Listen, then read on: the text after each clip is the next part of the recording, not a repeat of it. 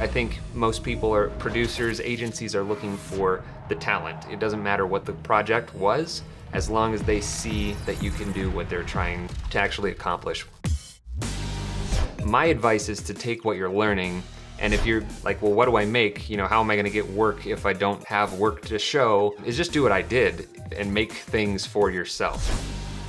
Find something that you like. I love doing lyric videos. So I would make a lyric video for a song from my favorite band, and then I'd cut that into my demo reel. And even though it's not for an actual client, the people who are looking to hire you don't really need to know that. Everybody starts in the same place. Just dedicate yourself to learning and to practicing. Be hard on yourself and actually start making things. You know, be disciplined enough to apply what you're learning.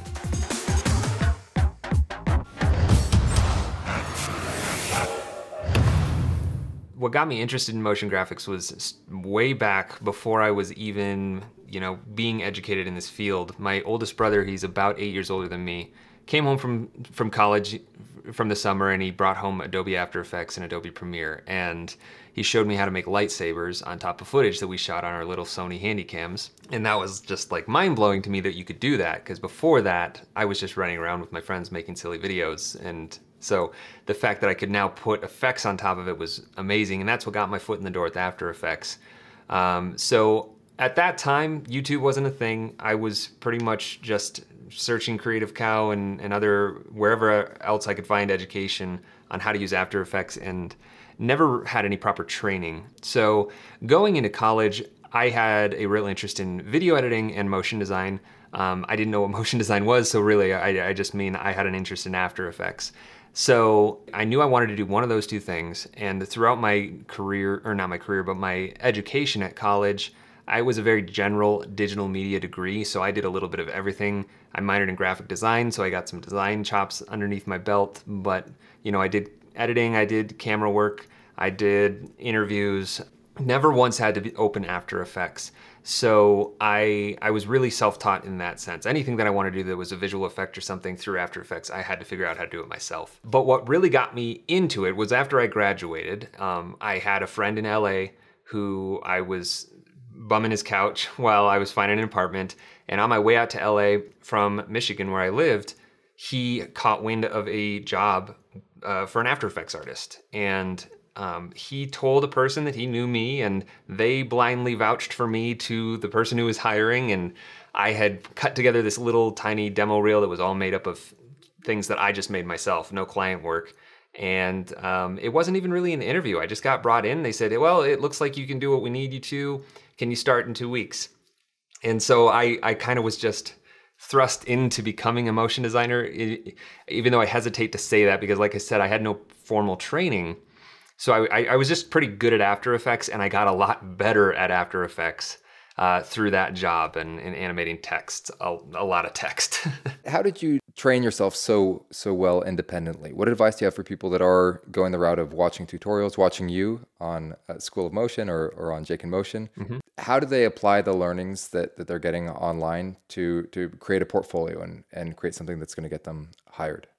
So it's a lot easier now than it was when I was learning, because like I said, YouTube wasn't even a thing when I was learning. So just the sheer amount of resources that people today have access to, free and paid, is unbelievable. My advice is to take what you're learning, and if you're like, well, what do I make? You know, how am I gonna get work if I don't have work to show? Is just do what I did and make things for yourself.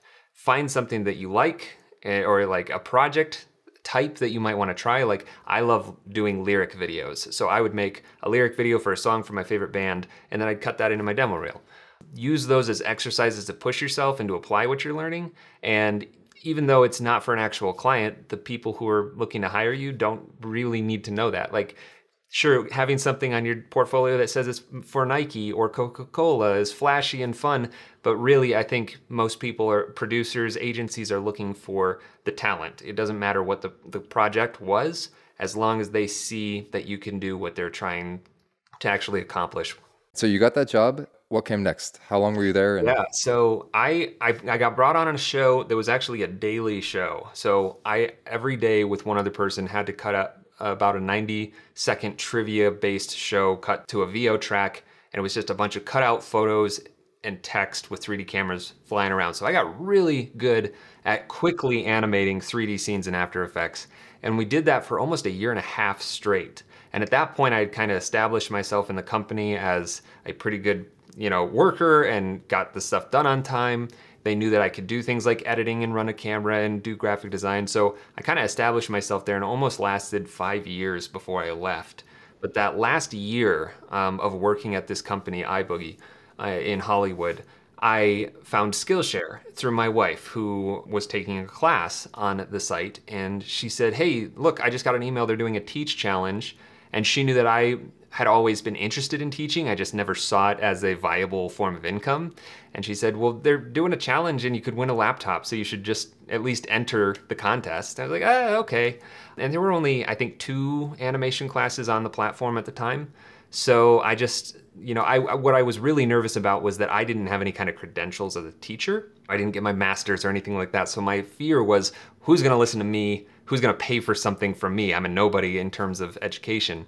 But I was like, well, if there's one thing I know how to do, it's animating text, because that's what I've been doing for the last 5 years. So I built a course around that, and I submitted a proposal. I ended up winning, and I was like, well, great, I got the laptop. But then I realized, no, actually, now I have to make the class. That's kind of the agreement, is I won the contest, now I make it. I found out that, people like my teaching style. That class was very successful, but I left it there for about a year before I did another class. And it's funny, because the day that I gave my 2 weeks notice to go freelance, that's why I was leaving the company, 20 minutes after I told my boss I was done, Skillshare emailed me and said, hey, we're starting this group called the Top Teachers Group, where we're gonna support the top group of our teachers on the platform and help support you and give you as much aid as we can. Would you teach another class? And I was like, well, that's pretty good timing. I guess I'll do that as well as freelance. And that's kind of what led me into the freelancing and education spheres. And then how did you connect with School of Motion and BattleX after that? Yeah, so that happened right at the same time. When I left iBoogie, I had still never had any formal training in animation. So at that point, I would just say that I was very good at After Effects. And once I went freelance, and I was sitting, during the day not having work yet, I was like, maybe I should get better at this whole thing that I've only taught myself. And I found this website called School of Motion. Joey's the founder of School of Motion. He had made a series called the 30 Days of After Effects, where he posted a tutorial every day for 30 days. And that kind of went a little bit viral, as much as you can in the motion design industry. And so that's how I caught wind of School of Motion. And he used that to fuel the first course that he produced, which was called Animation Bootcamp, and he marketed it perfectly to me. He said, if you're a motion designer with no motion design background, you're probably just really good at After Effects. And that's exactly what I considered myself. So I was like, this is exactly what I needed. It was animation fundamentals. And so that got me hooked on School of Motion. And long story short, eventually I was able to teach for School of Motion just by way of having that connection with Joey. He had seen my Skillshare content, and I had been pretty active in the alumni Facebook group that you get part of after taking a School of Motion course. So we kind of did a test run where I made a couple tutorials, and he immediately was like, yep, I knew you would be great, let's make a course. And that's when Explainer Camp came about. And so at what point did you start JakeInMotion? I feel like that happened right when I went freelance. That's what I branded myself as. But JakeInMotion, the YouTube channel, came about after probably 4 years of Skillshare teaching. And I'd made some other connections with other people who make After Effects tutorials. And one of them, Matt from Mount MoGraph, he is actually here in Denver where I live. We connected, and he convinced me that I needed to have a YouTube channel so that I could, advertise whatever I want. I could tell anybody about anything on YouTube and nobody's gonna get, upset. Like on School of Motion, I'm not gonna promote Skillshare. On Skillshare, I'm not gonna promote School of Motion. YouTube, I can say whatever I want. And I thought, well, that would be fun, because there are times when I have an idea for teaching something and it doesn't really fit the formula of a Skillshare class. So I was using YouTube as a way to catch those ideas. What would fit their formula versus what wouldn't? So Skillshare classes have to have a class project that students can create as they watch the course. So generally it's longer form, just because the nature of a motion design project usually takes a while to explain. So my classes are usually a minimum of an hour. My longest is 6 hours. So, I mean, it's much more bulky, I think. Whereas on YouTube, I could have an idea for like, here's a cool trick that I figured out on how to make something look like 2D smoke in After Effects, and I can explain that in about 10 minutes. So that fits on YouTube and the attention span of a YouTuber a lot more. Yep. That's not an entire Skillshare course. Right. Do you continue teaching on Skillshare now? I do. Okay. And so how do you balance your attention between Skillshare and School of Motion and content for your own channel? Yeah, it is a massive balancing act. School of Motion, they come to me whenever they want, they present an idea to me. They say, Jake, would you like to make this? So that is not a very active part of my day-to-day work. That's a very passive thing. When I do a course, I usually set aside a good chunk of time and I say, okay, Skillshare probably be on pause while I'm producing this, and I'll try and feed in those YouTube tutorials as much as I can.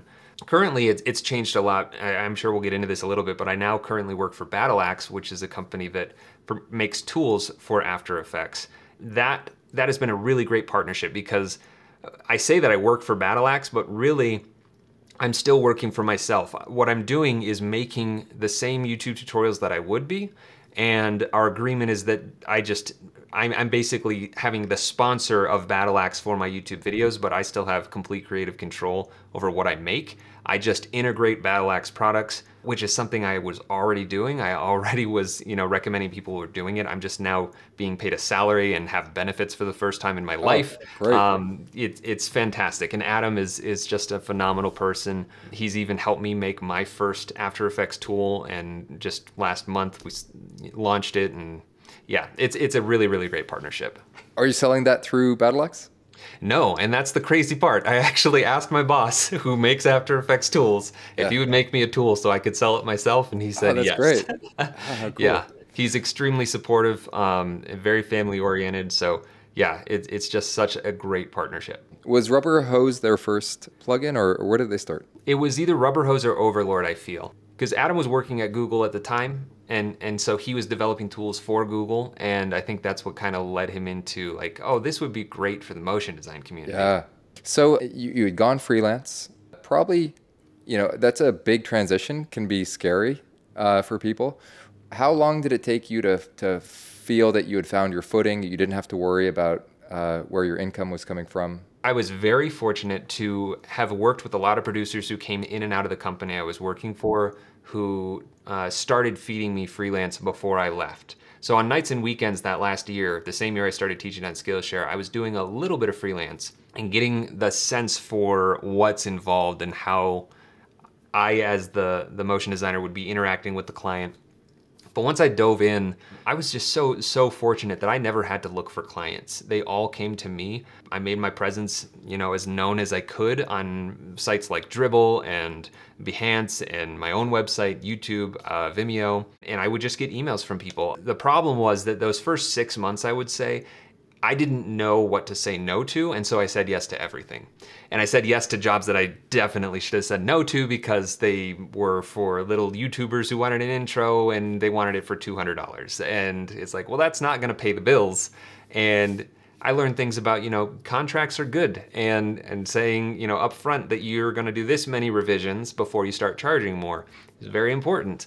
So it was a big learning process those first 6 months. What are those most important fundamentals of freelancing? How did you figure out how to price your services? What are the lessons that you wish you had known the day you started freelancing that you can pass on to people now? The Freelance Manifesto is a book by Joey Kornman, who founded School of Motion, and that book is an easy read, and I feel like if I had ever gotten to a point where no work was coming in and I had to start looking for clients, after reading that book, I felt like I knew how to do it. I knew where to go and what to ask for, what kind of people to look for to email. So that's my biggest recommendation, is read the Freelance Manifesto. The biggest things I wish I would have known were what I mentioned already, having a contract in place before agreeing to do anything that limits your revisions. So whether that's 2 revisions or 3 revisions, Usually I would work on a flat rate. And if you say a flat rate and you don't put a revision limit, then you're stuck. Like you kind of owe them as many revisions as they want until they're happy. Whereas if you said there's a 2 revision limit and then I'm going to charge you this hourly rate, they're going to be a lot more careful with how many revisions they try to get out of you. So I would strongly recommend you do that. Also, just think about how badly do you need that client, because the time that you're getting sucked into doing something that's going to ultimately take up your time and probably not pay that well, and it's definitely not that much fun. Is it really worth all of that for a couple $100s? Like every scenario is different, but I really wish I would have just took a step back instead of just immediately grabbing at anything that came in. And I think that would have saved me a little bit of stress in one regard at the beginning. You know, it still would have been a little nerve-wracking not having work, but you don't want to say yes to things that aren't going to be worth it. Great advice. At what point did that those Skillshare earnings start to counterbalance your freelance work enough that you could say, I want to focus on teaching? That was probably about the 3 to 4 year mark. So I've been doing Skillshare for 8 years now. It was about 3 or 4 years in that the Skillshare income really started catching up with the freelance income. And what was great about that was I didn't have to fully shut off freelance. I just was much more capable of just saying no. Like if it wasn't something that I was excited about, or I didn't have a great budget, or a relaxed timeline, I just said, I'd rather make a Skillshare class. And I'd say, no, I'm not available for that. And that helped me weed out but find the clients that I really enjoyed working with. And just building a repertoire with them or a rapport that they could depend on me. They knew I'd get the work done. They enjoyed working with me, and so they gave me more work. And I liked that because then I knew what I was getting with that client every time. What was it that made that difference 3 or 4 years in? Was it just the reputation you had built? Was it the volume of classes that you had that was creating a tipping point? Yeah, it's basically just like becoming a YouTuber at this point. Skillshare is just like a premium YouTube full of education content. So at the beginning, I didn't have any following. I made a class, I got about 1,000 followers and over a year period. And then I posted my second class and my following doubled in a month. So that's when I was like, oh, okay, people do like my stuff. And so it's just building that following, and those people who watch my content, they're gonna stick around for the next one. New people are gonna discover this new class and they're gonna watch the old classes. So it's just a snowball effect of building an audience the same way you would on YouTube or any platform, and tailoring what you're creating to them. And honestly, I'm not even doing that. I'm making the content that I would wanna watch, and I think my audience are just like-minded people that also enjoy that type of learning. What software do you spend most of your time in these days? Definitely After Effects. That's just what I've always enjoyed the most. It's what I know. It's my strong suit. So I'm gonna keep making content there. I have learned Cinema 4D, and I was using that for freelance for a while. I do really like 3D, but my education's primarily in After Effects. I'm really interested in Unreal Engine. It's so enticing because it's free and real-time rendering, and I do have a nice computer with a GPU in it, so I've seen a lot of really great work come out of it, and I'm ready for some competition with After Effects. Adobe's kind of had a monopoly on the motion design industry, so seeing programs like Cavalry come out is really exciting. Hopefully Unreal Engine gets more into motion design. But yeah, it's an exciting time in this industry. How is Unreal being used right now beyond its original game design purposes? It's unbelievable what people have made from it, because really you can use it just like any other 3D software, except it's almost like playing a video game. That's awesome.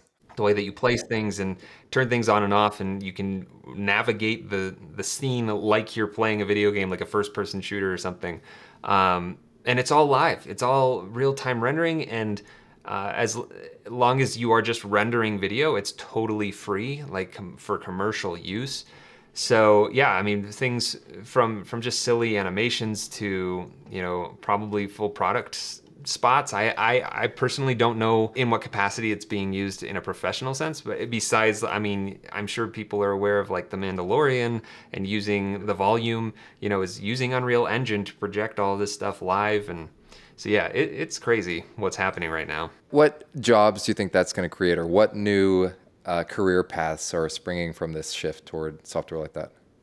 It's interesting. I think, well, obviously it's making a huge difference in filmmaking and a need for people who can make virtual sets and be on set even to make adjustments on the fly. Photorealism is obviously something that everyone's always trying to achieve, and that's very different than trying to make a cartoony video game. So being able to have somebody that you can say like, Jake, he knows how to do photorealistic environments, we need that. That's a job that absolutely needs to be filled. The ability to know how to use the program, because that's where I'm outside that bubble right now, but I have friends, one in particular who's very deep into it. He's been hardcore learning it for the last few years. And I have a couple friends who are just starting to dip their toes in it. And so it's like, I want to get in that bubble. I just gotta go in and actually do it and put my nose to the grindstone and learn it.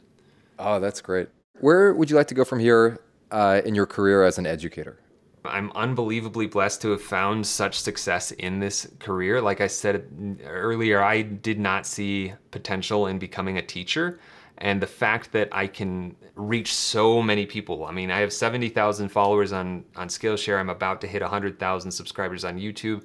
Those numbers are mind-boggling to me, that many people on this planet are interested in learning After Effects and motion design, and specifically from me. The abilities that the internet has enabled us to have is just incredible.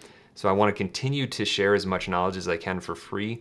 That is what I love about this YouTube partnership with BattleAxe, is that it takes some of the pressure off of me trying to turn this into another form of income.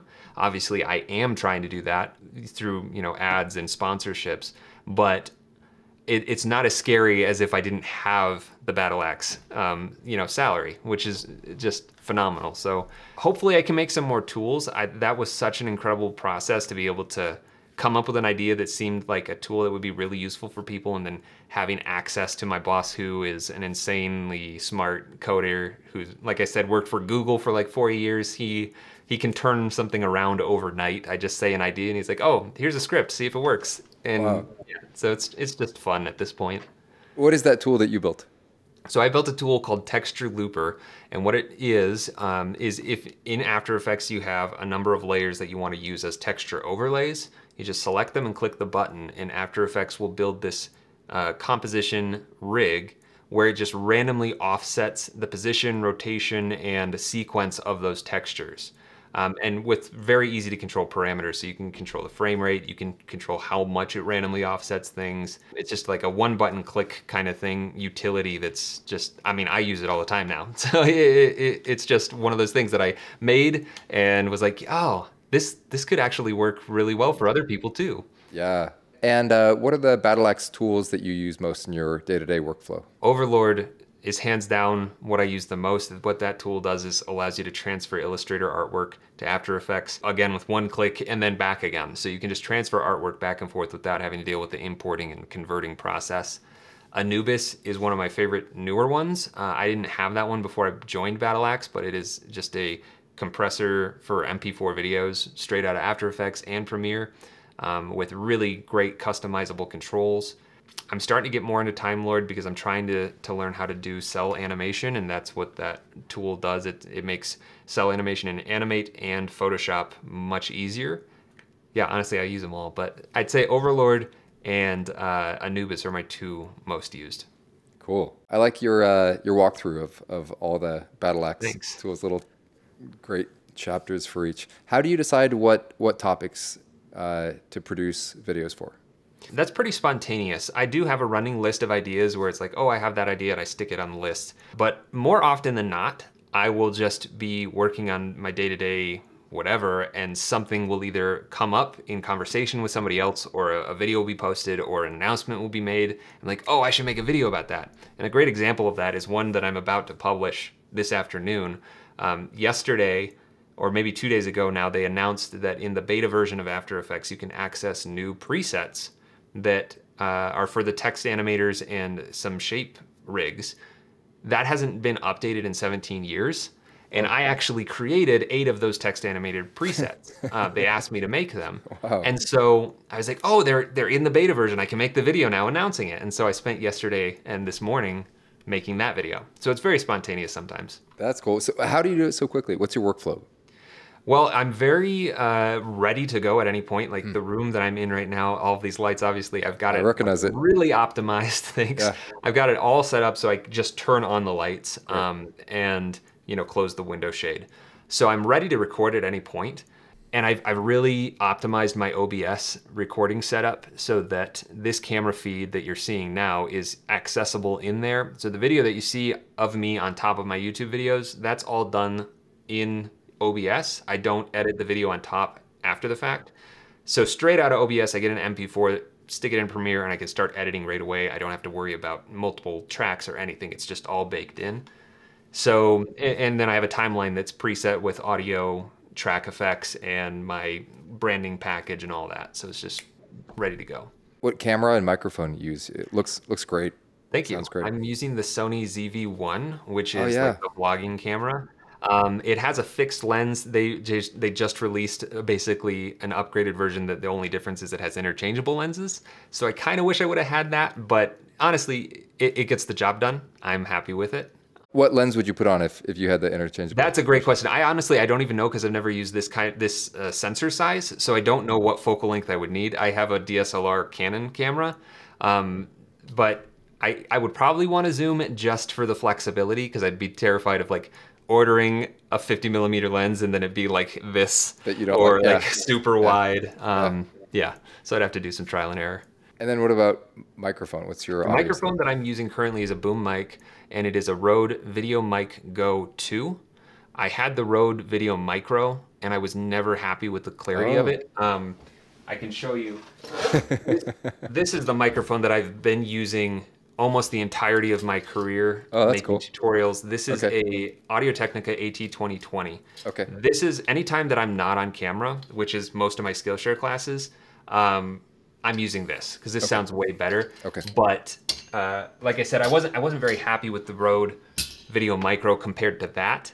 This Video Mic Go 2, it's not as good as that, but it is completely passable. And with some audio track mixing in Premiere, it sounds great. So to free up the space in front of my keyboard, it is absolutely worth that trade-off. Cool. And what about your lighting? How do you get that great light? This is all, here, let me zoom out a little bit. So I've got this light attached to an arm that's just like an LED panel that I can set to any color. On top of that is this spotlight. It's just a giant circle. Cool. I can make that any color as well. I've got another one of these panels behind me facing the wall that's purple. Oh, that's a panel. Oh, yep, that's great. This one right I didn't here. notice that. Yeah.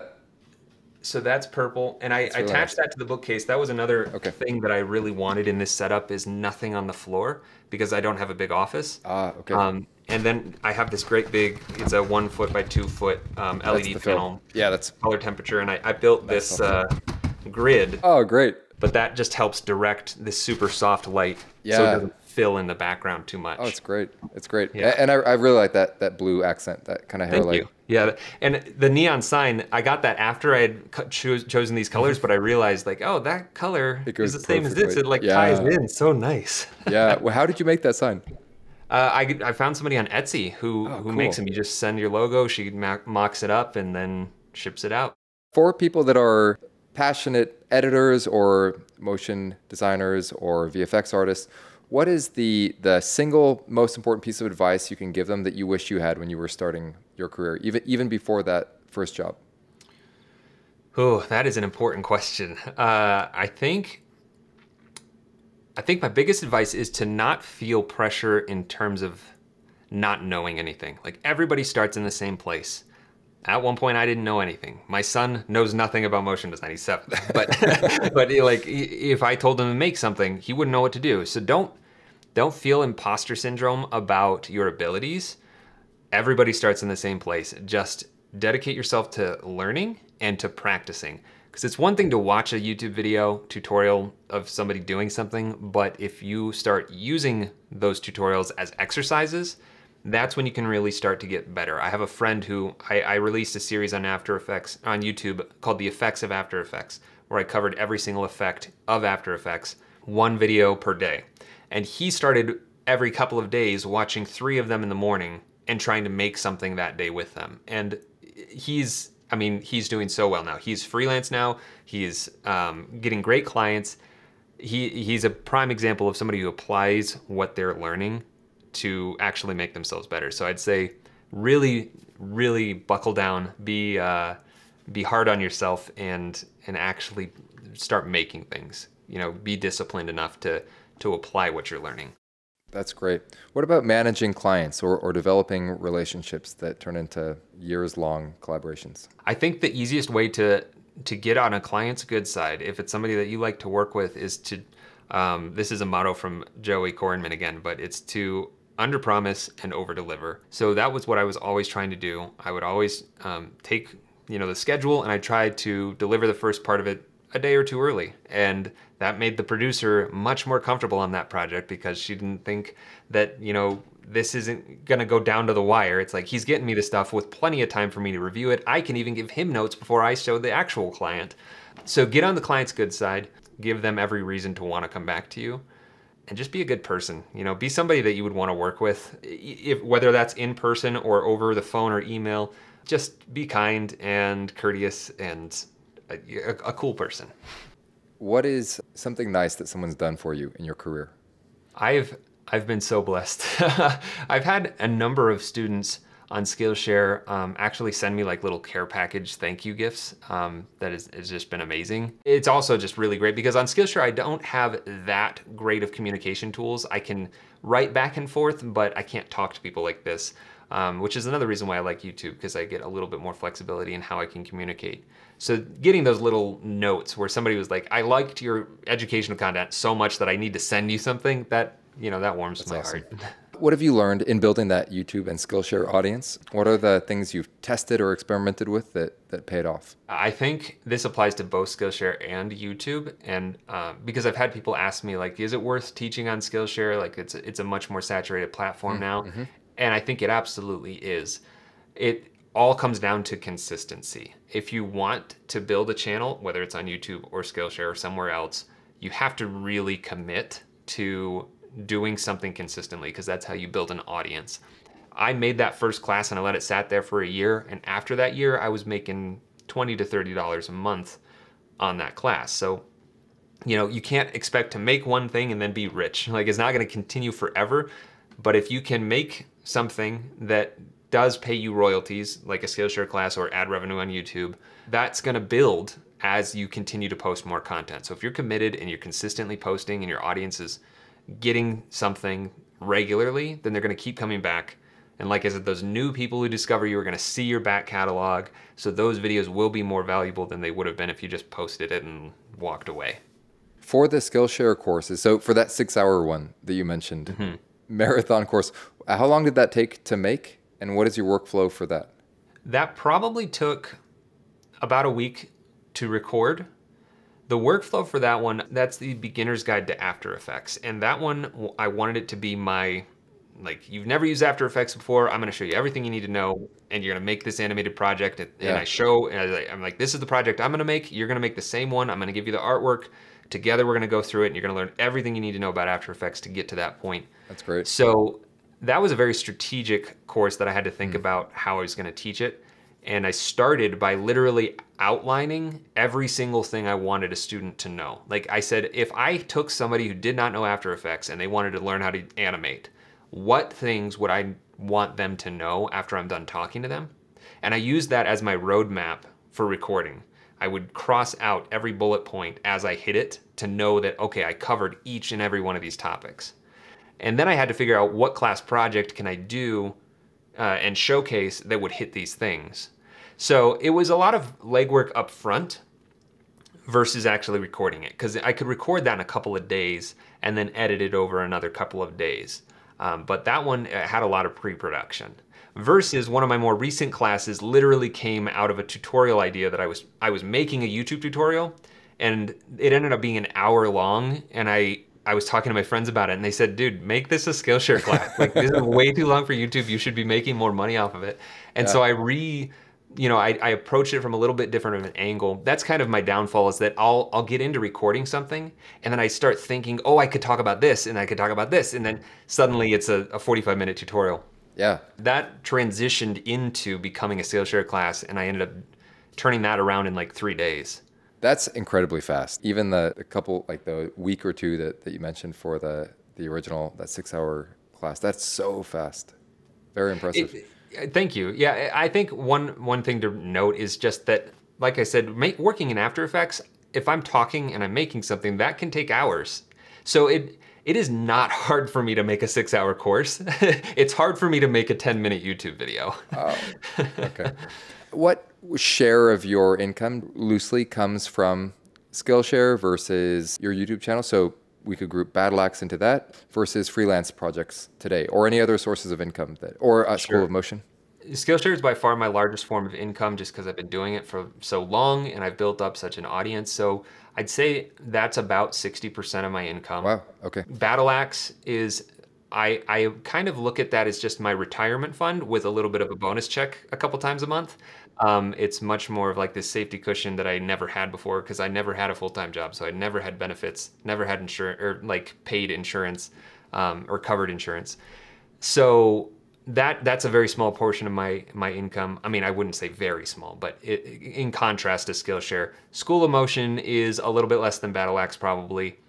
And then up until I started Battle Axe, I was freelancing for one client, and Battle Axe and that client are kind of about the same, which is why I was doing that freelance client, because they had, I mean, it was a Fortune 500 company and they had enormous pockets and they just wanted to pay me. So I was like, okay, I'll take your money. Have you stopped doing that freelancing now that you're... I have. Okay. Yeah, so I just simply don't have the time. Now that I'm doing Battle Axe full time, that client was the one I was using Cinema 4D for. I was fortunate enough to get my brother, the same one who got me into After Effects originally. He is now freelancing for them. And then another guy that I worked with in LA, he's also freelancing for them. So I was able to kind of like get them set up with a couple other really solid motion designers and then say, okay, I'm going to take a step back. And now, I'm pretty much done freelancing. What a nice brother. That's great. A little bit of, payback. For people who are interested in that Skillshare career specifically, I guess once they've achieved really high levels of success, what range of pay have you seen people earn on that? Like how big can you grow a career specifically focused on Skillshare? I guess what I can say is that I don't know other people's specific salary, or not salaries, but royalties. Earnings, yeah. But I know that you can turn it into a career that supports your livelihood. I am, like I said, very fortunate. I am making more than I need on Skillshare, and that's just one of my sources of income. So I'm very, very blessed with that in that sense. I think to get to my point, it would take a lot of work. Like I said, when I started teaching, there were only 2 other classes on After Effects. So it was a little bit of the right time and the right place situation, and I've established myself there. But honestly, I look at other people like Ben Marriott. He's an extremely successful YouTuber for After Effects and animation tutorials. I'm friends with him now. Like we talk. I saw your challenge. Incredible. Yeah, that challenge that we did, that video was so much fun to make. But he went a very different route than me. Instead of going to someplace like Skillshare, he just went straight to YouTube. He made really excellent content, built up a huge audience, and then decided to make his own course and sell it to them. And I'm positive that he made way more on that one course than I could on any one of my courses through Skillshare, just because he was taking all the profit. Of course he had some overhead. That is the nice thing about Skillshare, is it's very much hands-off. Like Skillshare is doing all my marketing for me. They have the paying subscribers, but they are taking a cut that wouldn't be taken out if I were selling my own courses. I see. What is that cut, if you're allowed to? It's kind of always changing. So they just announced publicly that they're changing their payment model for the first time from being a percentage of the amount that comes in from subscribers to a set teacher fund. So that's going to change things up. We don't really know how it's going to impact us yet. They haven't really been 100% transparent with what that amount will be. I see. With royalties, it was 30% of the profits that came in were divided up among the teachers. What interesting careers have you encountered in motion graphics and visual effects and post as you've taught, as you've met these, hundreds of thousands of students that you said, wow, that's interesting. I didn't even realize that. So what inspiration can we give or ideas for career paths to people watching? unbelievable how many different avenues you can take with this career. And another reason why it's so hard to explain to somebody what I do.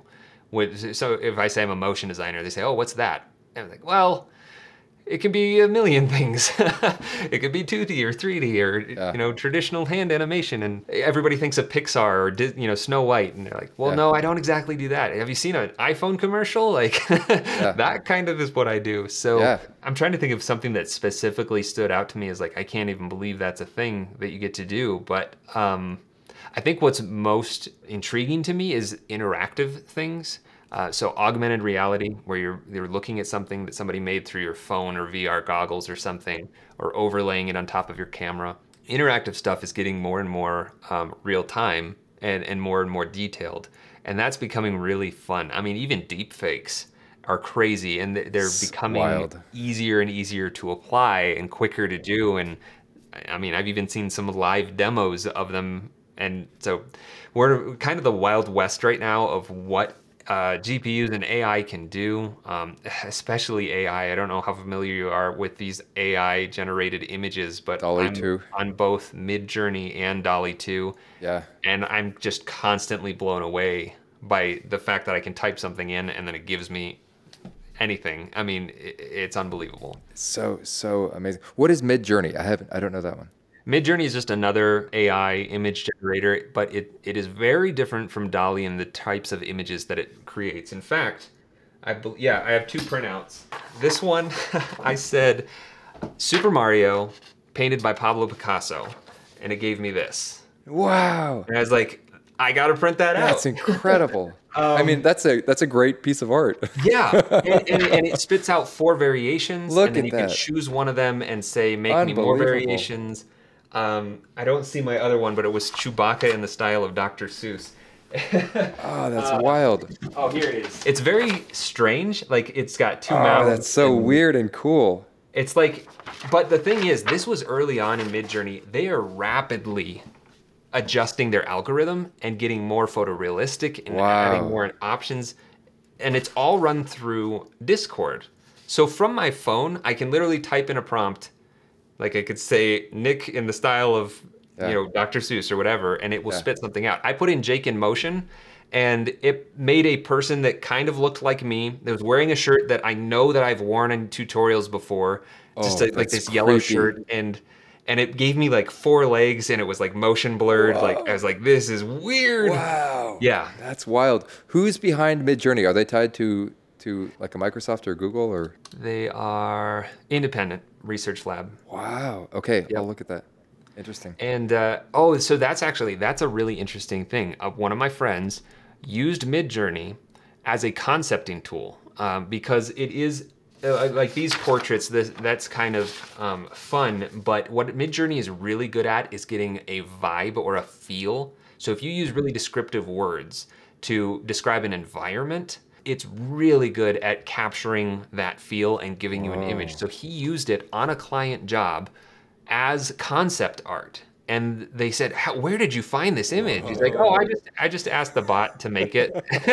And they're like, can we use this? And you can. Like you legally, when you prompt it, you can use it for commercial anything. Amazing. So it's an incredible tool that has, I think, a lot of potential for our industry, honestly. Yeah, wow. So along that line of thought, what else will change in the industry? How are things evolving? The integration of Unreal gaming engines into video production. What do you foresee for the metaverse? Where are we going? And the builders, today's CG artists building that metaverse. Yeah, I think a lot of people, especially seeing these Midjourney and DALL-E 2 AI image generations, like the question is, are we going to be replaced? Are we going to be made obsolete? And it is so hard to say. I don't think there's ever going to be a replacement for an actual person crafting something. Something like Midjourney is a fantastic tool for concepting and getting a vibe and starting point, but it's not animating anything. And I'm not saying that animated AI isn't coming. I'm sure it will be. Like you could probably in some point in the future be able to say, I need an animation of this X, and it spits it out. But the personal touch, the human touch, I think that is not going to be able to be replaced. I think it might be able to be augmented and supplemented with these tools. So I think that it's really important that we don't fear these things. We don't, run from them, that we instead embrace them. We learn about them. We see new ways of using them. And going along the lines of like the metaverse and Unreal, I've seen artists who use like a VR headset in Blender to 3D sculpt something with controllers in VR. So they're in the environment, they're painting, in actual 3D space. I'm all for the advancement of technology and making new tools that enable us to make things in ways we haven't before. So I think, the key is just to embrace it. Don't fear it. Don't worry about losing your job. Instead, see what you can do. Don't be so concerned about being exactly where you are today forever. Like, be flexible enough to actually adapt and to grow in the way that you create. This was awesome, Jake. Thank you very much. For people who want to engage more with you, where are all the places they can find you? You can find me at JakeInMotion.com, YouTube.com/JakeInMotion, and at JakeInMotion on Instagram and Twitter. Awesome. And then finding you on Skillshare, School of Motion. Oh, right.